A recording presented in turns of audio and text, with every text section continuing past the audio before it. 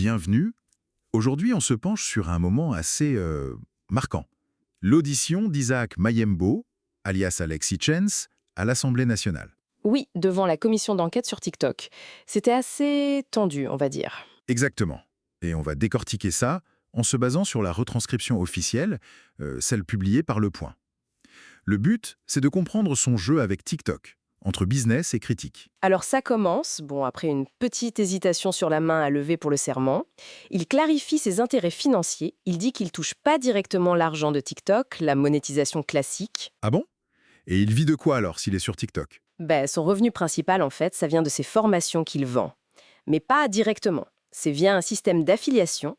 Des gens promeuvent ces formations sur TikTok et ils prennent une commission, 50, voire 70%. D'accord. Donc, il a quand même un intérêt financier lié à TikTok, même si c'est indirect. C'est ça qui attire ses clients potentiels. C'est exactement ça. Et c'est là où ça devient ambigu. Parce que malgré ça, il n'hésite pas à dire que TikTok est une plateforme néfaste. Ah oui. Carrément néfaste. Oui, il parle de désinformation à cause des formats très courts qui, selon lui, sortent tout du contexte. Il va même jusqu'à dire qu'il faudrait la bannir si elle est mal encadrée, surtout pour les jeunes. C'est assez paradoxal quand même. Critiquer l'outil qui fait tourner son business? Comment il explique son succès dessus alors? Et il a bien dû trouver un truc, non? Il raconte qu'il a vite compris, fin 2021, début 2022, ce qui marchait, c'est le contenu qui choque. Le fameux contenu choc. Voilà. Sa formule, c'est plus c'est tranchant, plus c'est cash, plus c'est clair. Il a commencé avec des vidéos de drague, de rue, en caméra cachée. Apparemment, ça a bien pris tout de suite. La course à l'attention, quoi. Et il touche combien de monde avec ça? Il a donné des chiffres? Oui, il parle de 3 à 5 millions de personnes. C'est énorme. Mais attention, sur une cinquantaine de comptes. 50. Oui, mais il dit qu'il n'en gère lui-même que 7. Le reste, c'est des tiers, des affiliés, justement. D'accord.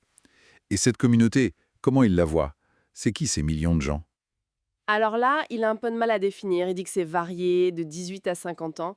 Mais il admet qu'il peut y avoir des mineurs dans ses lives. Ah?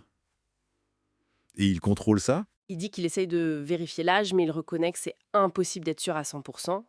Et pour les comptes gérés par d'autres, c'est encore plus flou. Certains vendent de ses formations, d'autres utilisent juste son image pour leur propre compte.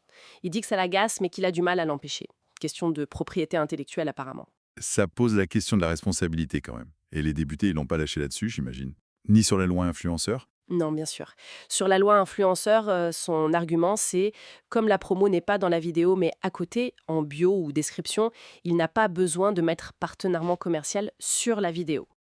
C'est une interprétation assez personnelle de la loi, on va dire. Disons qu'il joue avec les limites, oui.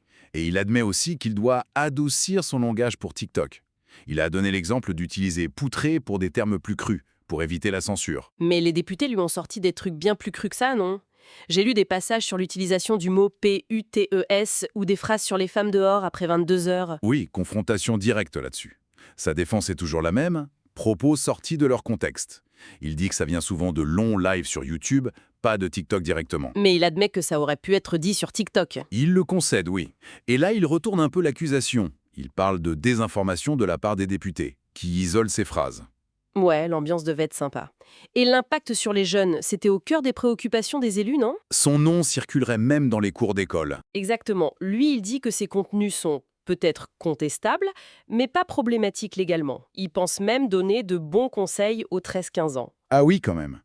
Et il explique son bannissement passé de TikTok, non pas par une faute initiale, mais par des signalements massifs de ses opposants. Bon. Et tout ça, ça a fini comment? Parce qu'on a dit que c'était tendu? Ça finit par un clash, carrément. Hitchens a accusé le président de la commission de lui balancer à la gueule des citations hors contexte. Il a refusé de le laisser finir, il l'a interrompu. Et là? Et là, micro coupé et suspension de séance. Fin de l'audition. Assez brutal. Effectivement. Alors, si on essaie de synthétiser un peu tout ça, on a ce créateur avec une relation hyper ambiguë à TikTok. Il critique la plateforme, mais elle est vitale pour son business. Oui, et on voit bien la difficulté à définir ce qui est juste, choquant pour faire le buzz et ce qui devient vraiment problématique, voire illégal. Surtout avec cette diffusion via des dizaines de comptes tiers. C'est une vraie zone grise. Et ça nous amène à la question de fond, finalement. Exactement. Comment on fait? Comment les plateformes, les régulateurs peuvent gérer efficacement ce genre de contenu et de créateurs qui maîtrisent parfaitement les codes de la viralité, quitte à tourdre un peu le message? Quel équilibre trouver entre la liberté d'expression, qui est essentielle, et la protection des utilisateurs, surtout les plus jeunes? C'est toute la question et elle est loin d'être simple. Ça reste un énorme défi pour tout le monde.